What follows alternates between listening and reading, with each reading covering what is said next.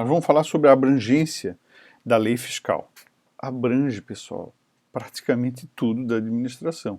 Então abrange órgãos e entidades da União, dos estados, do Distrito Federal e dos municípios. Ok. Quem?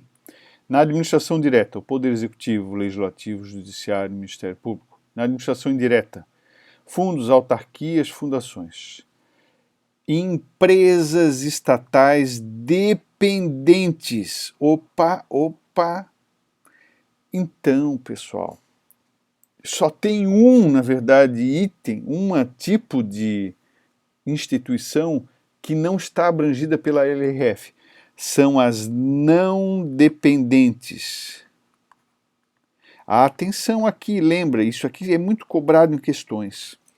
O que é empresas estatais dependentes? Empresas estatais são empresas públicas, que o capital é totalmente de propriedade do poder público, tipo Correios, Caixa Econômica também é, e sociedades de economia mista, cujo capital é diluído e o poder público detém a maioria do capital votante, tipo Petrobras, tipo Banco do Brasil, outros tantos. Quando essa empresa pública, Embrapa é uma empresa pública, né? Em Santa Catarina nós temos Cidasc, que é uma companhia, empresa pública, Badesc, que é uma empresa pública, Casan, empresa pública, Celesc, empresa pública, mas a Celesc é sociedade anônima, a Casan é sociedade anônima.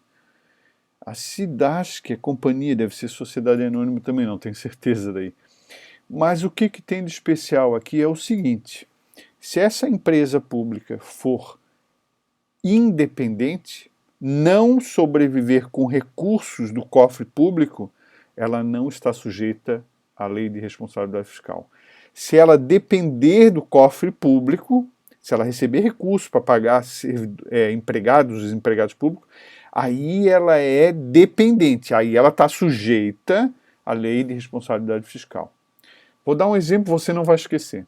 O presidente da Petrobras foi divulgado um tempo atrás, aí, já deve estar ganhando mais do que isso, ganhava 200 mil reais por mês. Ué, mas o teto não é 30 e poucos mil? Ah, mas a lei de responsabilidade fiscal, a norma não alcança uma empresa independente, ela está no mercado, né? Ela não se sujeita aos limites de despesa de pessoal. Então, empresa que a Casan é o caso, ela não recebe dinheiro estadual do governo, a Celesc não recebe dinheiro do governo, então elas não estão sujeitas à lei de responsabilidade fiscal. Então, são todas as entidades do poder público, com exceção dessas estatais, independentes ou não dependentes, que é o jeito que se fala, que a norma trata. Nós já conhecemos os instrumentos de planejamento público, e nós já sabemos que a lei de responsabilidade fiscal deu muita importância imprimiu importância para a lei de diretrizes orçamentárias. Nós já sabemos disso, né? Ok. Mas ela também, claro, tinha um comando relacionado a plano plurianual, mas que foi vetado, né? Nessa lei de diretrizes orçamentárias, já conhecemos isso, vamos passar rápido aqui, é obrigada a produção, a edição do anexo de metas fiscais, metas, em que são estabelecidas metas anuais em valores correntes e constantes, relativas às receitas, às despesas, relativas aos resultados, resultado nominal, que é a variação da dívida, e o resultado primário, que é o esforço do ente para manter a dívida sob controle. Então, tem sobra nas receitas e despesas primárias para pagar o juro da dívida e a dívida não explodir, ela ser controlada, ficar num nível aceitável? Tem. Né? Quando o resultado nominal é positivo, então significa que mesmo pagando os juros da dívida, deu resultado positivo. Né? Sobrou. Aí, o que acontece? A dívida diminui. Então, em síntese, quem teve aula com o professor Oswaldo de Finanças Públicas, lá a gente explica, detalha e calcula resultado primário e resultado nominal. Né? Aqui não é bem um foco, nós estamos falando de orçamento. Tá? Ok. Resultado primário, que é mesmo também, já estudamos lá em Finança Pública, só uma repetição. Definição do Banco Central. Resultado primário corresponde ao resultado nominal. menos os juros incidentes sobre a dívida interna e externa. Então tira juros, né? Tem outras coisas que não contam também, como venda de ativo, despesa, coisas associadas assim a resultados patrimoniais. Os juros incidentes sobre a dívida do setor público são determinados pelo nível de taxa de juro nominal interna e externa e pela dimensão do déficit anteriores à dívida atual. O que é NFSP? Estudamos em finanças públicas.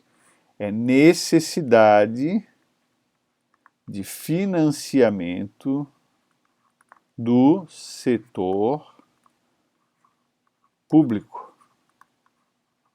Desculpem a letra. Como historicamente o Brasil tem despesas superiores às receitas, é necessário financiar o déficit público. Por isso que o resultado nominal, historicamente no Brasil, ele tem essa sigla, necessidade de financiamento do setor público, ou seja, precisa de dinheiro. Se o resultado nominal fosse negativo, não precisaria de dinheiro, né?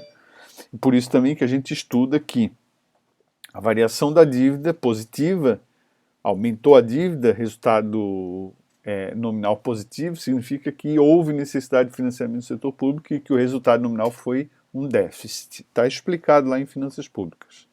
A inclusão dos juros no cálculo do déficit dificulta a mensuração do efeito da política fiscal implementada pelo governo. Assim, o resultado primário é importante para avaliar a consistência entre as metas de política pública, as metas de política macroeconômicas e de sustentabilidade da dívida, ou seja, a capacidade do governo de honrar seus compromissos. Resultado primário, então, indica essa capacidade do governo de honrar seus compromissos e, tirando o juro, você tem condição de avaliar pelos resultados o resultado da política fiscal do governo. Receita corrente líquida é um termo muito importante na lei de responsabilidade fiscal. Por quê?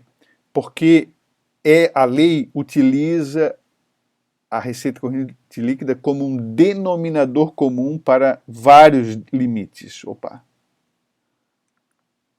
Denominador comum para vários limites estabelecidos em lei, cujos percentuais de gasto de pessoal, de despesas previdenciárias, serviço terceiro, reserva de contingência, dívida, são calculados com base nessa receita corrente líquida.